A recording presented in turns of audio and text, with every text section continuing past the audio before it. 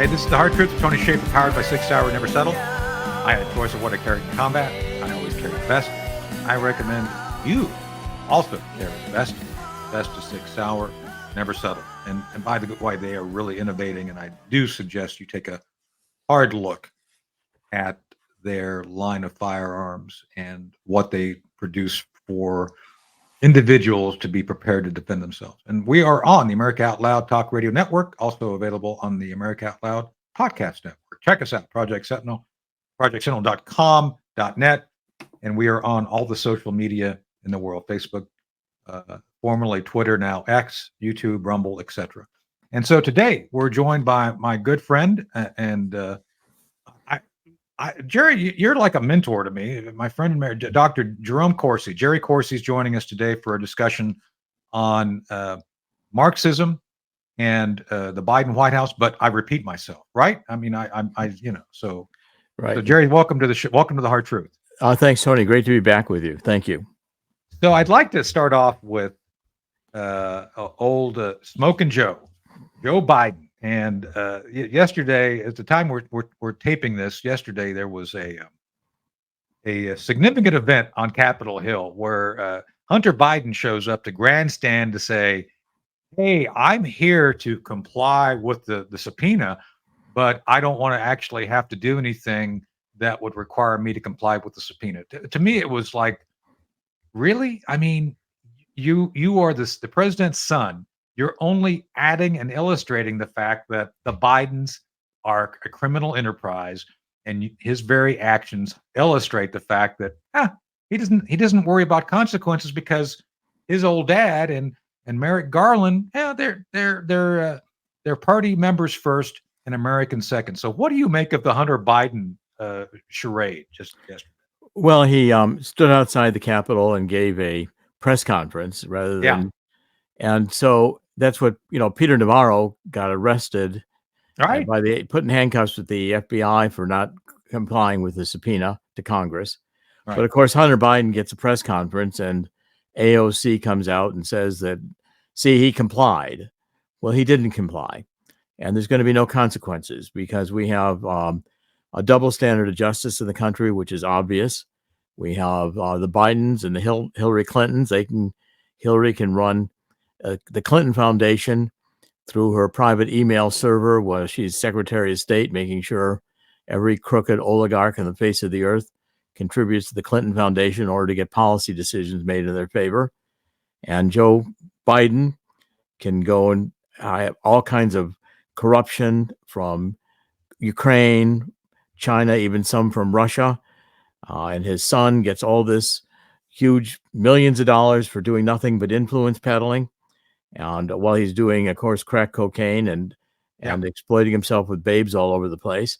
And again, the Justice Department does nothing. And what they both have in common is that Obama let them do it without any repercussions. So again, we've become a banana republic, a lawless country in which the Department of Justice takes a knee to Black Lives Matter despite their Maoist nature. Yeah. So, it's a sad day. The country has come to this, quite frankly. So does the Democrat progressive wing of the Democrats require that someone actually be an expert in the use of blow and hose to be a banner member of the left these days? Is that a requirement? Because it seems that way. Just because I saw Eric Swalwell standing right next to Hunter there on the Hill yesterday, who, by all accounts of people I talked to, had a more than casual set of contacts with a Chinese spy who was, I think her name was Fang Fang. I can only imagine the pillow talk when that was going on. Wow.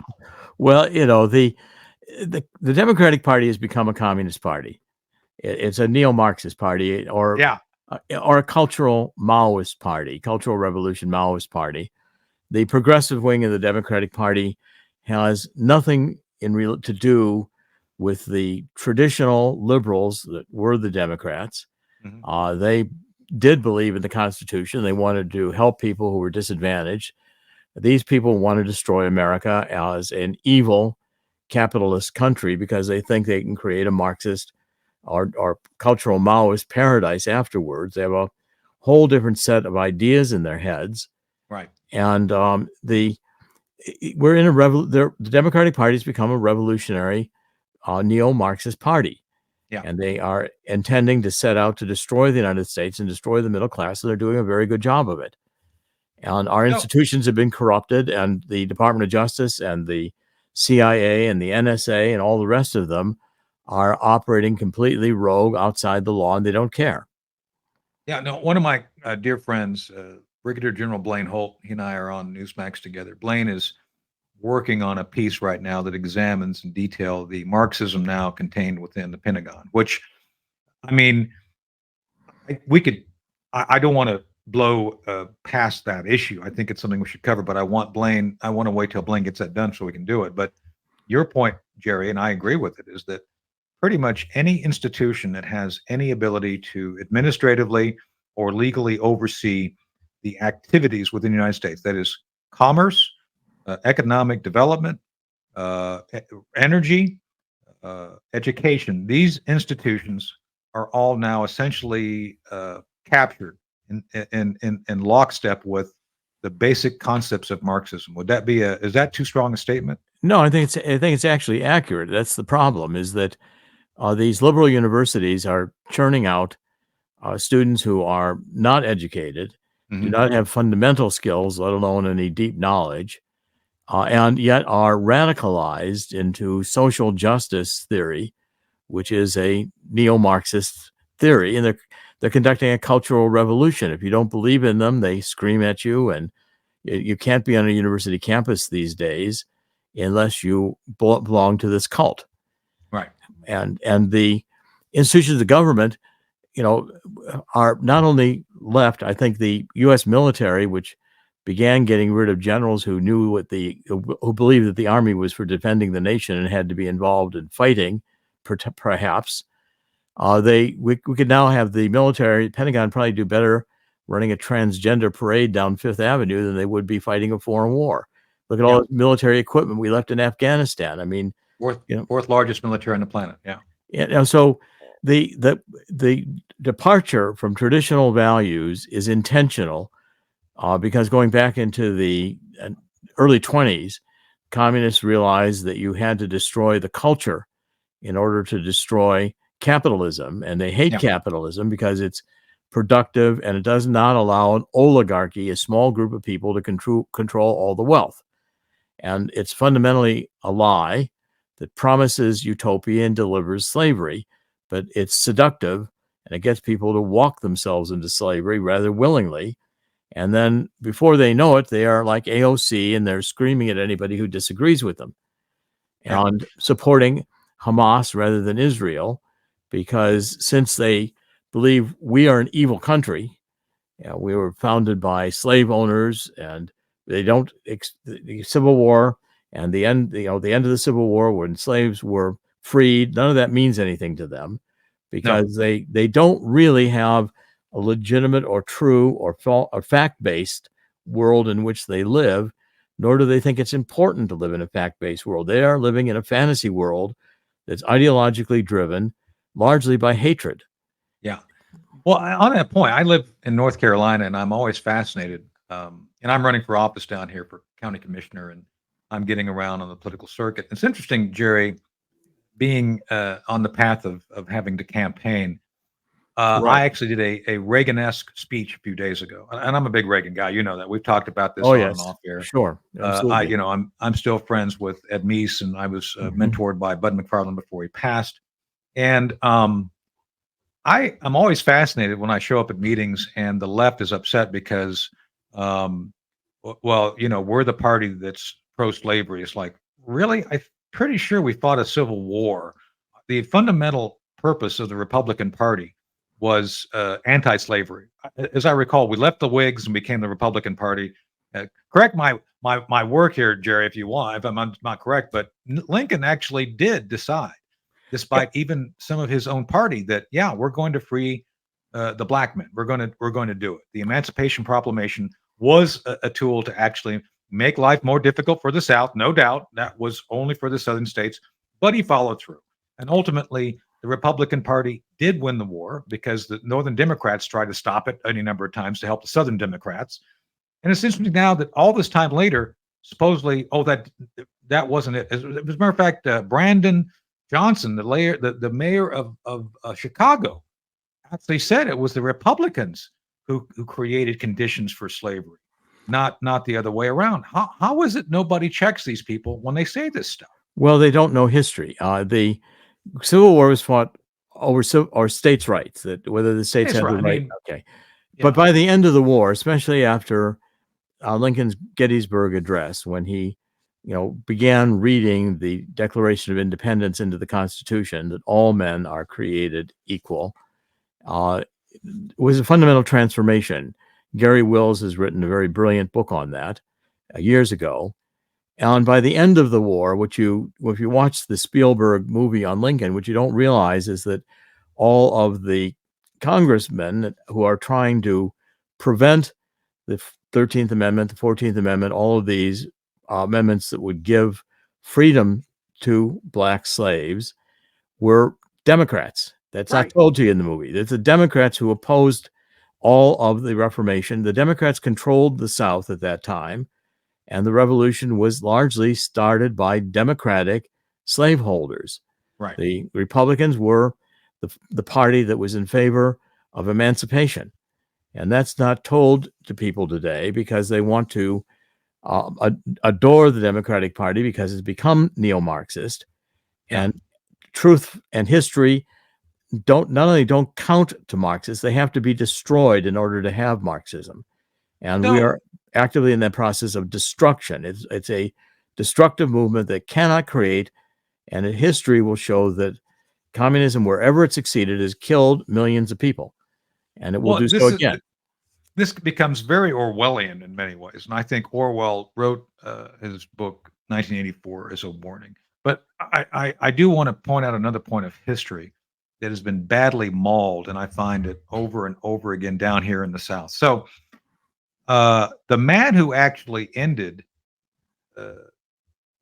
in my judgment, discrimination, segregation, was Eisenhower, not Johnson, because there's something called the Civil Rights Act of 1957, which is completely ignored by the left because pretty much everything except for a handful of small edits was what was adapted by Johnson in 1960.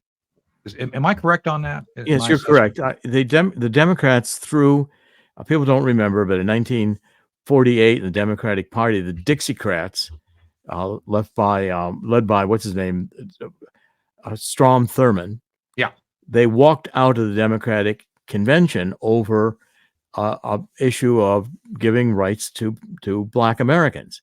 They were segregationists, right? And they did not like that Truman was beginning to integrate the military. That Truman was taking steps to, in a very moderate way, end segregation.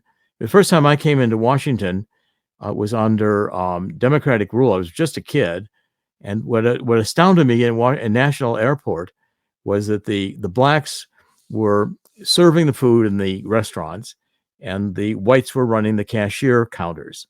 And it was clear the hierarchy. I had never really seen segregation before. Yeah. And so it was shocking to me as a child. At any rate, the real movement, Eisenhower was strongly in favor of civil rights laws, and the Democrats opposed it. Johnson, in fact, Jack Kennedy was relatively lukewarm initially upon Martin Luther King. He, from time to time, considered him an extortionist because he would shut down cities in order to get civil rights. The lunch counter sit-ins, the various protests in the South at that time. But Bobby Kennedy brought Jack around to realize that there was a higher purpose here. And by the time Jack Kennedy was assassinated, he had completely reversed his opinions and was really very much leading legislation that would have effectively established much more civil rights, which at that time meant have race not be the dividing issue, be not race conscious. Lyndon Johnson came in, and he started passing bills like the Aid for the Family of Dependent Children and Pat Moynihan, who at that time was an advisor to Johnson, said this will break up the black family. Well, and Johnson said, and blacks will vote for us for 100 years after we pass these laws and give them money. And so, in fact, they were destructive of the black family. They destroyed the black church. And the advanced socialism, which Johnson began to introduce, has only accelerated with the Democratic Party to the point today where they are openly neo-Marxist and cultural Maoist. They don't even try to hide it anymore. And that evolution has taken place over the last 50 or so, 60 years. But the point you're making that the country doesn't understand is that the GOP, especially at the time of the Civil War, was the party of abolition. Right. And it was not the Democratic Party. They were not a progressive party at that time. Absolutely not. Right. They were not. They were not. And so our history in this whole movement we've got now of critical race theory is yes, that's where I was going with this. Upside down history. They turn it on its head. And Howard Zinn started this by writing a communist history of the United States and portraying us as a colonialist, imperialist country. And we were anything but that. Jack Kennedy in 1950 had visited Vietnam. He saw the corruption. He was beginning to pull out the military advisors. He had national security memorandum written when he was assassinated that Johnson reversed in the first hours of his presidency to go into Vietnam. Kennedy was not going to go into Vietnam. He considered that we did not need to replace the French as colonialists. Probably the best speeches Jack Kennedy gave as a senator were opposing France over the colonialization, which was continuing in Algeria, and he wanted that ended. Right. So, and again, the whole idea of viewing Trump as, this evil figure is a demonization, so that now the Democratic Party has no objection to having, I don't know how many indictments Trump has, but we're now indicting a former president, while the sitting president, who's engaging in obvious corruption and obvious criminal corruption, the evidence there is overwhelming. The evidence is not yet proof. We'd have to have a trial. We'd have to have this go through, but it is strong evidence.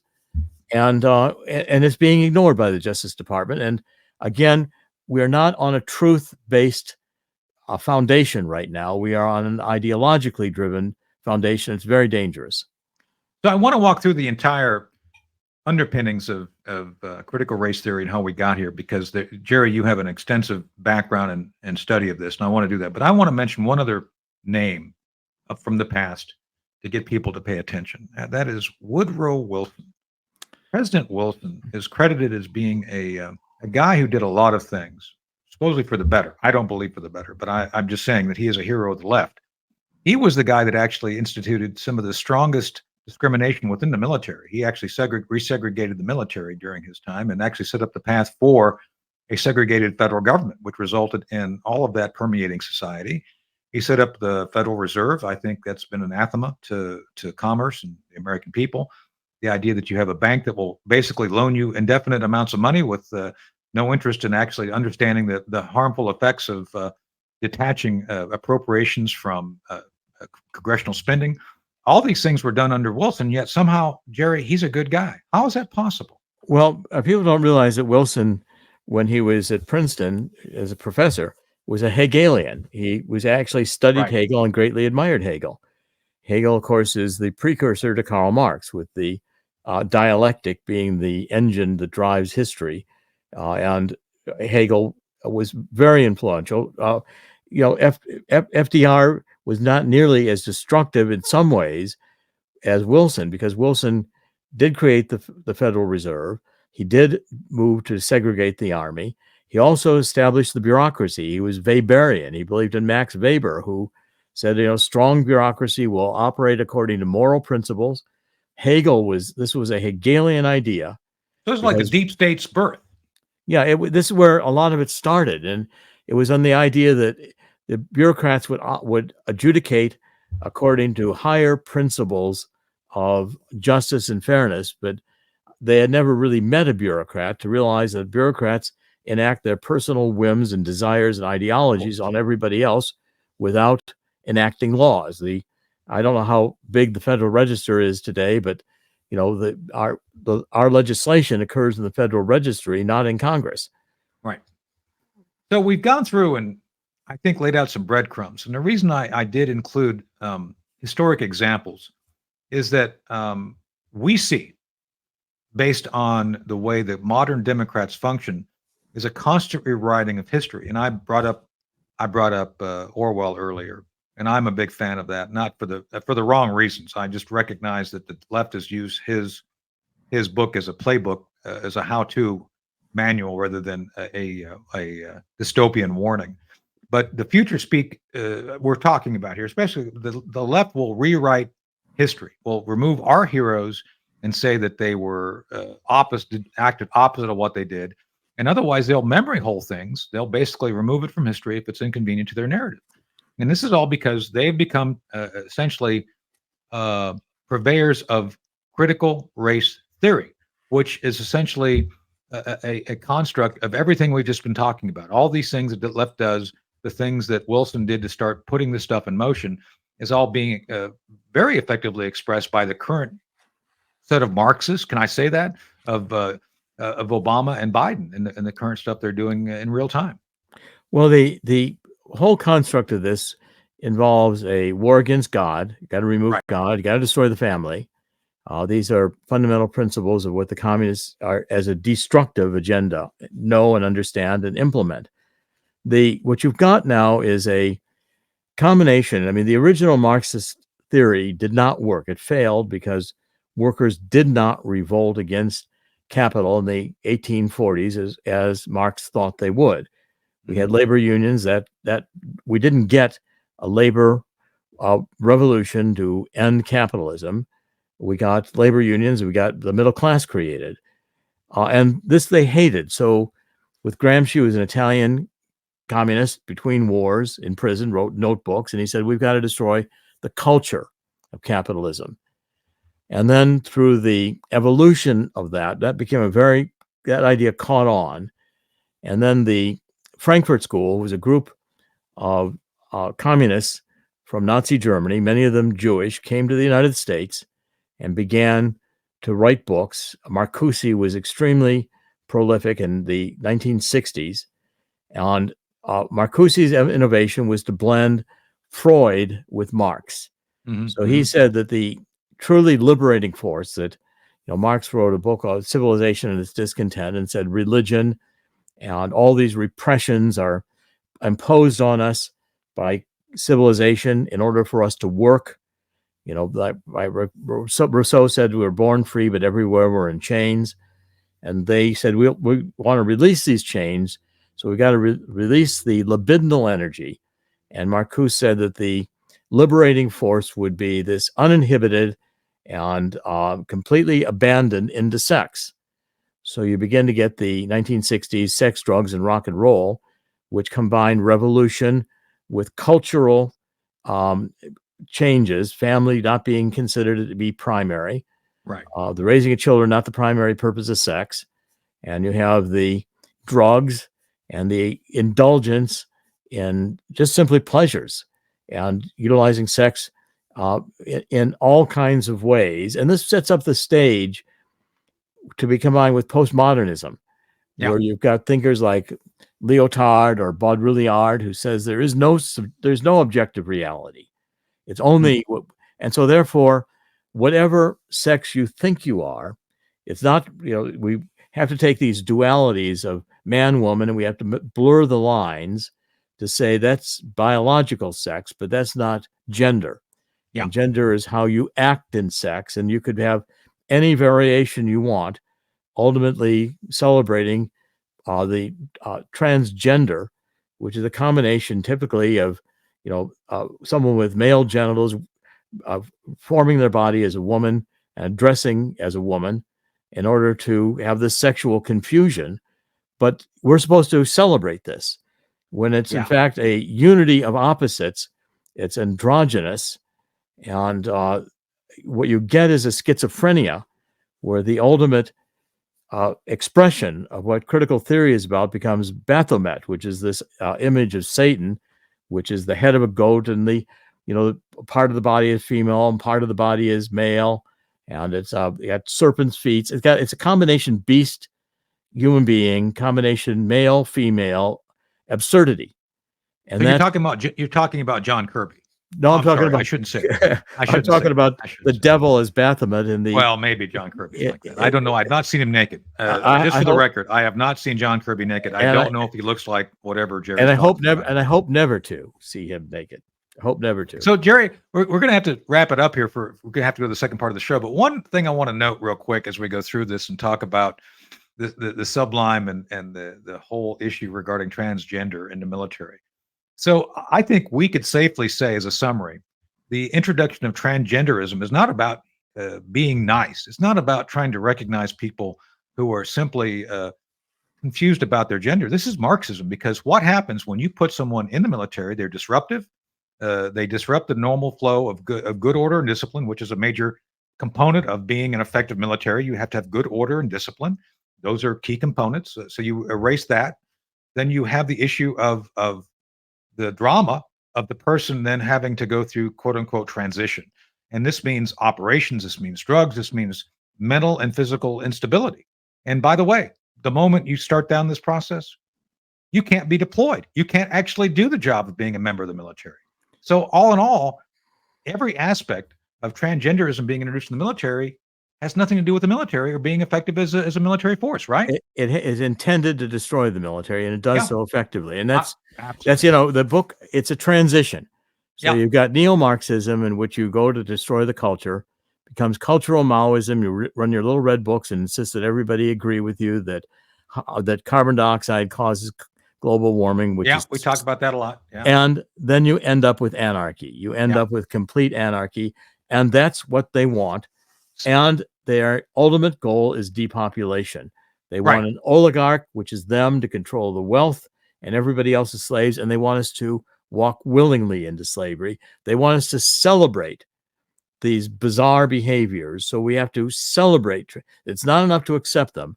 We have to celebrate transgender. We have to confess our white supremacy. We have to confess our sins and attend gay parades and let the transvestite story hour go forward. And this is just, you're letting the schizophrenic inmates run the institution. And as such, you get anarchy, and that's the goal. That's what the intended plan is. Right. And so we're talking today essentially about your new book, The Truth. When does it due to come out, by the way?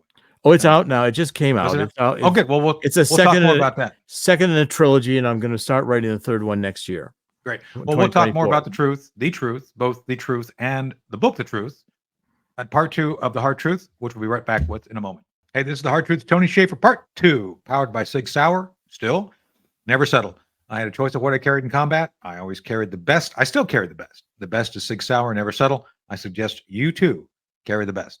We're on the America Out Loud Talk Radio Network, also on their podcast network.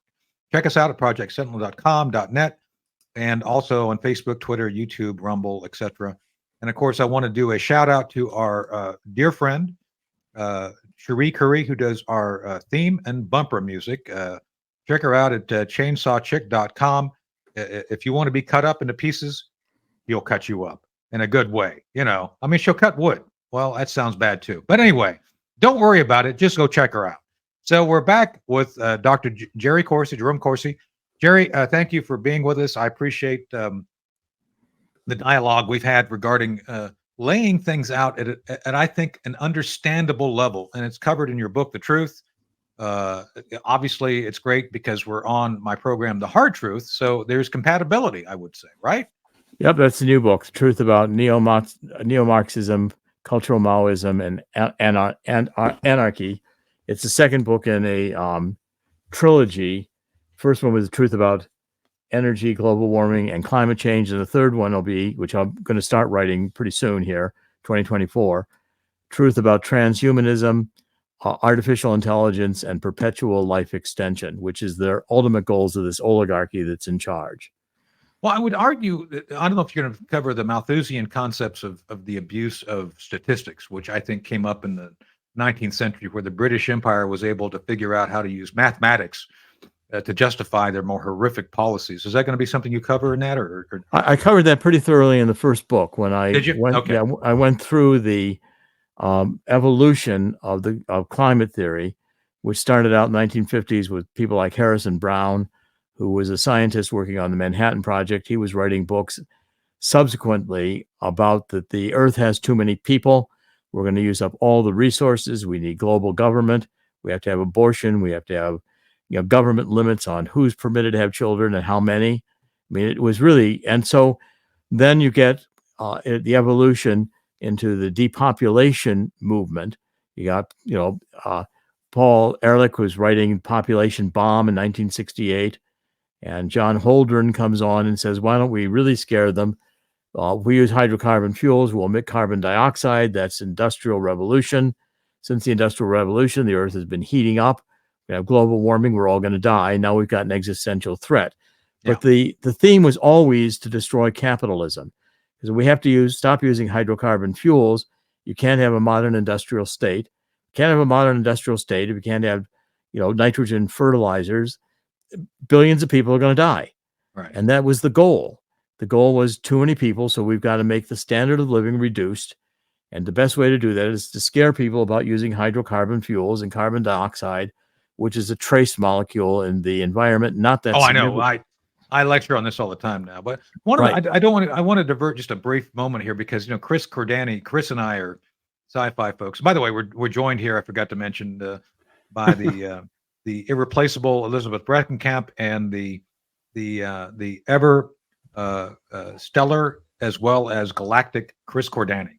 So speaking of galactic, you're galactic. Galactic. Am I the galactic space lord that the elusive galactic space lord that that's where I'm going. That's where I'm going with this. Yeah. So you're like a lyric out of a Beastie Boys song at this point. So So anyway, Xenu. My point I'm trying to get to, if you give me the time here, is remember the series or the I guess the Douglas Adams book, Hitchhiker's Guide to the Universe. Remember that, Chris? Yes. Good old number 42. Yes. There was a thing in that, Jerry. The reason I'm bringing this up is that one of the subplots was some planet figured out a way to create a crisis, and instead of actually dealing with the crisis, they convinced all the middlemen to hop on a spaceship and fly off into the universe. And it was the funniest thing because it was like they couldn't figure out. It's like, well, it was a crisis, but we don't remember what the crisis was. But we're all the middlemen, and it was like, the best way to get rid of these people who have all these wackadoodle theories is put them on a spaceship and put them off into the universe. So, because I think they're doing immense damage by the stupidity of what they're doing at this point. Well, they are. And this critical race theory left. The other idea I liked from that book of the Hitchhiker's Guide to the Galaxy was the restaurant at the end of the world. And we could also send them there. They deserve that. But no, the point is, we're going to look back at this time, provided these people don't cause nuclear war, and they're capable of it. They are destructive. Right. Look, we've got more war going on now with Ukraine, which is a completely unnecessary war.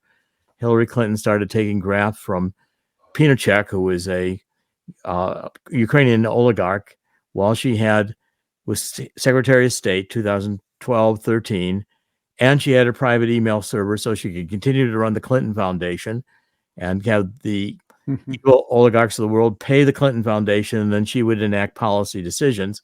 And she got that, that goodie from Obama, who granted an equal goodie to Biden. Why don't you go off and sell America to Ukraine and to China and to any other oligarch anywhere in the world who will buy it? Nothing will happen to you, or nothing will happen to Hillary. You'll both be president or run for president.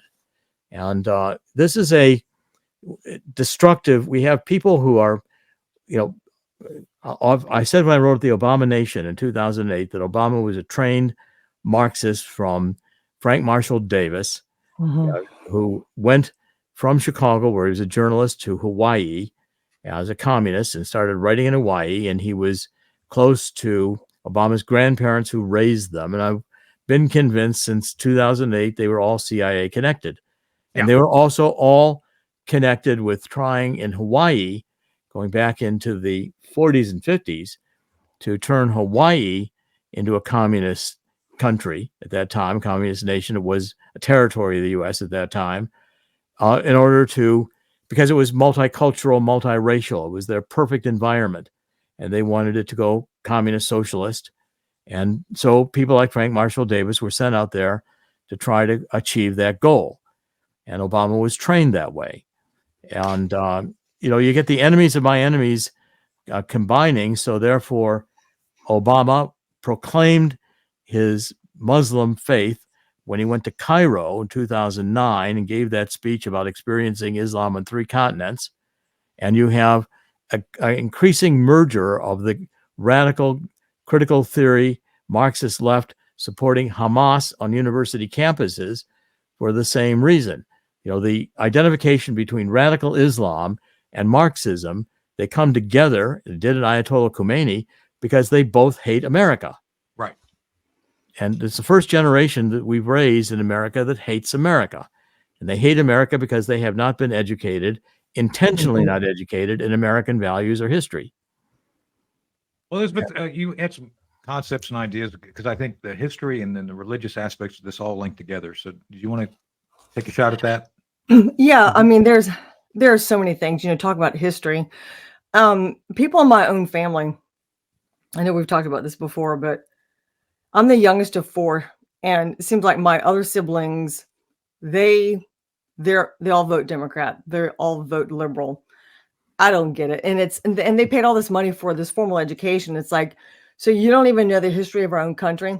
But I do like to point out, who created the KKK? It was the Democrats, not Republicans. Right. Who created Planned Parenthood? And they intentionally built almost all of their clinics in poor African-American communities. Right. Margaret Sanger. Margaret Sanger. Absolutely. She is a very devout Democrat, and she was a supporter of the KKK. She went to Hillary's KKK hero. meetings. Hillary And she was loves her. racist. She hated blacks. The whole reason for her creating Planned Parenthood was to get rid of what she considered the lesser human beings. Let's see.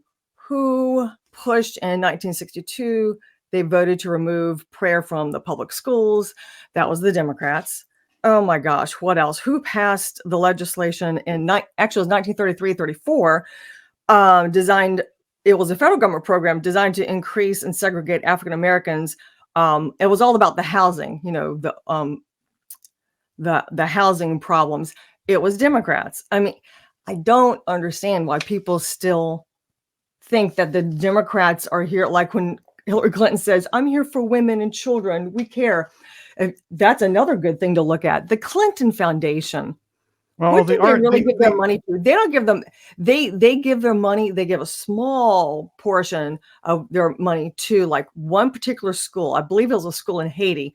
So that can officially be on their website, but then the rest of it, they funnel it to someone else, but then they funnel it back to themselves, and they just don't say that.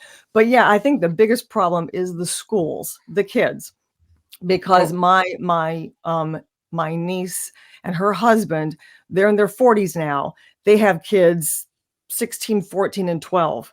I guarantee you, if you ask them about who's Marx, do you know anything about World War I, World War II? They don't know. They don't have a clue. And it's sad. And it's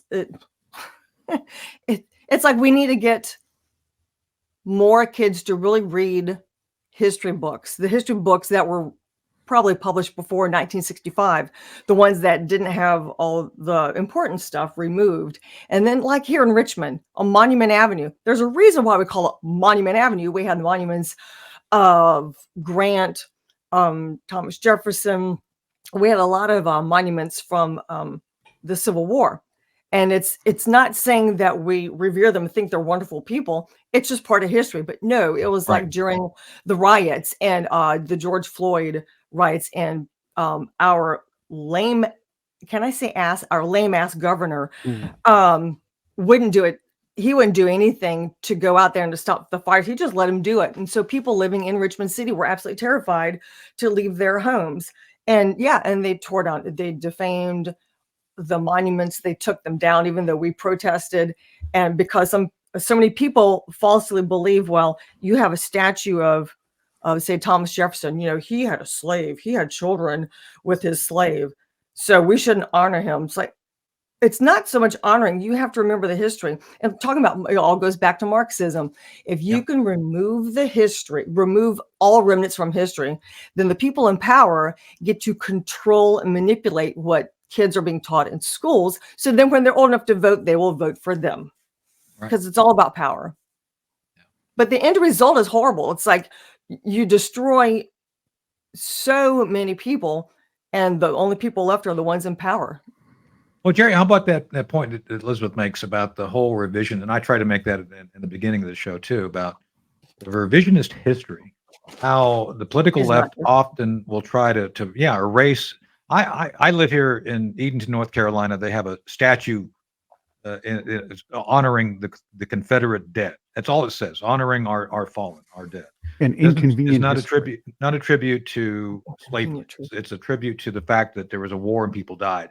And I've said in an editorial, it's like, yeah, I don't think you have the right to erase your history. Sorry, you lost. You should remember you lost. There's reasons why you lost. Live with it. And I think that's part of my issue is like, no, don't let them tear down what they did. They need to be reminded. So what do you think? Well, again, it's fundamental to dumb down the young, because you're not going to take those of us who were educated or have taken the time to educate ourselves, because you're not going to fool us with the lies. But if you basically have not been taught science at all, you don't know mathematics, you don't know what nonlinear math is about, or you don't know how difficult it is to solve nonlinear differential equations, you can't understand climate science. So therefore, you can be taught that a meaningless molecule, largely in the atmosphere, carbon dioxide, which we exhale. Right. And of course, it's important that we exhale it, because essentially this hard left calls this the Anthropocene, and they fundamentally hate people. They don't need people. They think they can be transhuman. They and their machines can survive just fine if they control all the resources of the earth. And we'd be better off with, instead of 8 billion people, 500 million people, which they've stated are goals. You have Henry Kissinger, 1973, writing National Security Memorandum 200, saying depopulation is the national security policy of the United States, has never been rescinded. And we act as if we are trying to save the world. Well, the formulation that just came out of this COP28 climate summit in Dubai is a formula to kill billions of people if it were enacted. But again, exactly, we're not going to move away from hydrocarbon fuels. And by the way, they aren't fossil fuels. No fossil ever created a barrel of oil. Right. They're naturally. I make that point all the time. Except for possibly Methuselah, but he did it himself, and that's a different story. And then the other thing, Chris and Jerry, look, I'm sitting at a desk that is coated with petrochemicals. That the actual whatever you want to use, the hydrocarbons which come out of the earth are all around me, all around everything. And we cannot, you cannot produce plastic. You cannot produce nylon out of solar energy. It's not possible. And one little correction, Jerry, I hope you don't mind. I know this is sometimes hard to understand, but algebra was a fraud perpetrated on us by the ancient Egyptians. It's tortured high school students endlessly throughout history. Just saying. I think the Egyptians knew how to torture American Westerners. Well, algebra is that torture. So just saying. It's not that difficult, quite frankly. I loved algebra. It's not that hard. And Elizabeth, I got one for you too. You said that you try advanced number theory. I mean, it's not that hard. Or try the mathematics of relativity theory. I mean, these things are, the problem is we live in a world that is, these principles are active. God doesn't need to be able to have, rational numbers in terms of being able to divide evenly in a number. We have irrational numbers inherent in our number system, but now small differences in measurement make enormous differences in outcome in these climate models. And so therefore the climate models are inherently not going to function except to produce what the designer of the model wanted it to produce. Now, you can't understand that if you don't understand the mathematics. Yeah. We don't teach the mathematics. Then you can have an ideology, which is not much different than in the Middle Ages or medieval period when people were not educated, and they could convince them that, all women are difficult, so all women must be possessed by the devil, so we better burn them at the stake. Well, I think that's true. That's just most. True. Yeah, most. Maybe. Yeah, most. Okay, there we go. Just saying. Well, these But are bad ideas. I mean, these are fundamentally and the idea that they could become powerful enough in human beings in order to motivate, the witch hunts that we went through, is a clear indication that human beings, to begin with, are not that bright and not that good. We have a strong inclination to evil. We are a fallen species. And if you look at the 10 Commandments, they say, first of all, don't lie, don't cheat, don't steal, and don't try to sleep with your neighbor's spouse. Now, you really have to tell people this? I mean, these should be self-evident principles. Yeah. These are bad ideas. Yeah, but yet it's not like they're set in stone. Wait a minute, they are set in stone. They are set in stone. Oh, that's right. That's right. So, but to that point, so Jerry, they're trying to essentially move the world towards a return to feudal mercantilism. Essentially, they're trying to reestablish the fundamental equations of the Middle Ages, where you had a king, a small oligarch, who controlled everything, had all the money, had all the wealth, and the people were really not all that necessary, and they had nothing. And they tax them. Yep. So, therefore, if you think you and your machines, Bill Gates can buy all the farmland and say, we will eat bugs, and he will fly around in his jet. There are 90,000 people attended this Dubai conference. They had a whole fleet of private jets flying in there to save the planet. They're not going to stop flying their private jets. Their idea of stopping using hydrocarbon fuels is for us to stop using them, because they know it will reduce our standard of living and ultimately it will kill people. So you begin architecting viruses that kill people, then you architect vaccines that kill people, and you learn the techniques of social control, where you can tell people you're going to have to be locked up and learn how to have everybody be obedient. And now they've got the technology where they can put you in 15-minute cities, supervise how much energy you have in your house. If you've got too much energy, they turn it off. Have you carry a cell phone around. Maybe they'll wire a cell phone into your body so they can monitor everywhere you go and all your biometrics. These technologies are frightening in the hands of people who have no value in human life and do not believe in God. So Jerry, on that point, I think I have to ask you a question regarding the whole COP28. Was Pizza Poppers responsible for John Kerry's flatulence? I don't. Curious. I just. It's a good bet. I would say too many onions. On that note, on that note, guys, it is time for Tony's takes, and that's powered by Sig Sauer.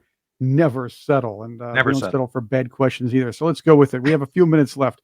A Rasmussen Heartland Institute study and poll reveals 20% of 2020 mail-in voters surveyed admit they cheated, committed voter fraud, if you will. We all know that that was the intent of the Pelosi-led House when they enacted these new COVID laws at the time. An admission made in Time magazine shortly after, by the way. To all who questioned us, we give them a hearty "you're welcome." But Tony, everybody, what's your take? So I believe that we should go to female ballots instead of male ballots. Then Hillary would have gotten elected. Well, maybe, but I think female ballots is the answer. Or Jill Stein. There we go. There you go. Well, Jill would have a lot to say about it. No trans ballots either. Just saying. That's okay. I know Elizabeth was saying earlier that that her relatives were saying, "Well, women and girls. The Democrats are for the women. They always come for the women and girls." Well, yeah, but that's Epstein Island. That's a different story. Okay. That's no male in ballots. Just there you go. Bill Clinton has been to that island many, many, many times. Oh, all right. I especially like the blue dress picture, though, that Bill Clinton. Right. That Epstein had in his living room with the blue dress, high heels.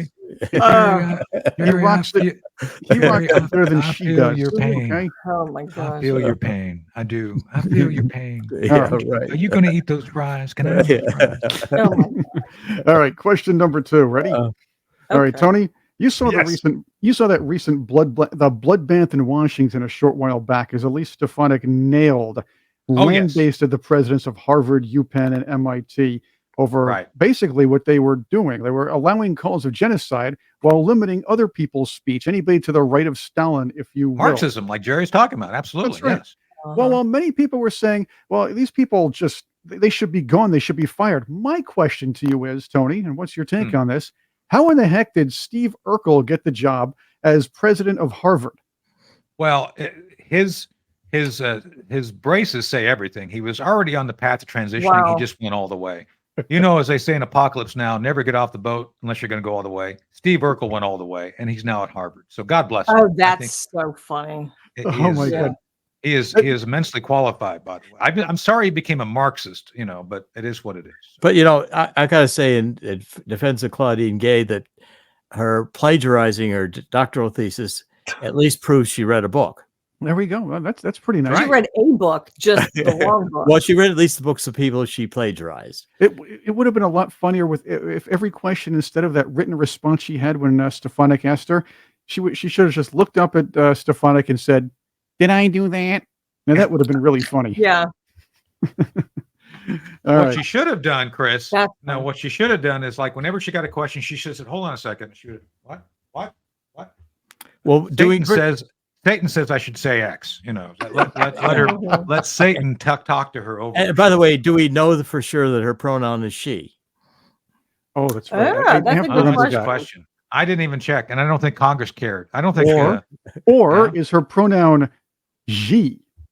Oh, very good. There we go.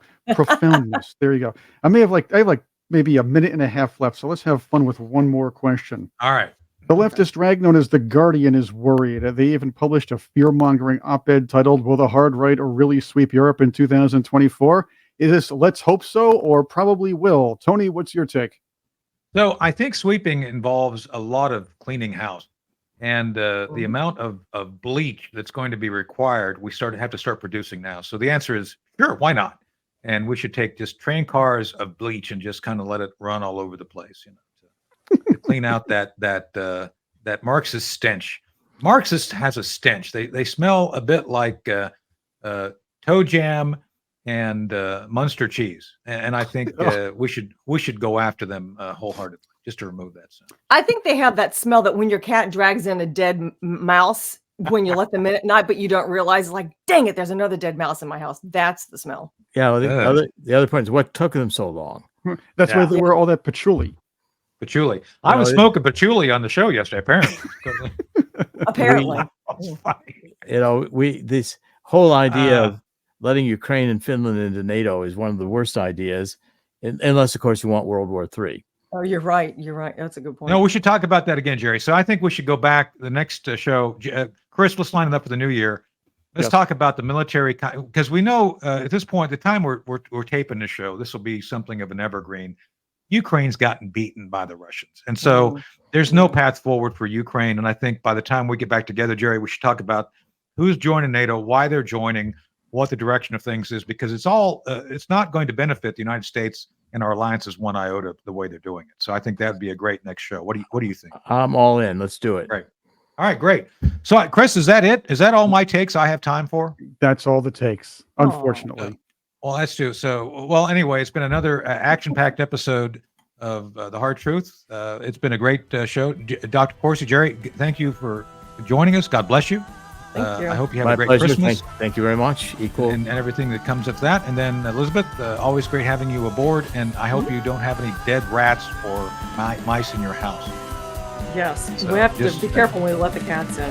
That's right. And Chris, we need to explore more about how we can turn your name into a lyric of a Beastie Boys song on one of your shows. We can rap. Yeah, we'll record a rap song. That's right.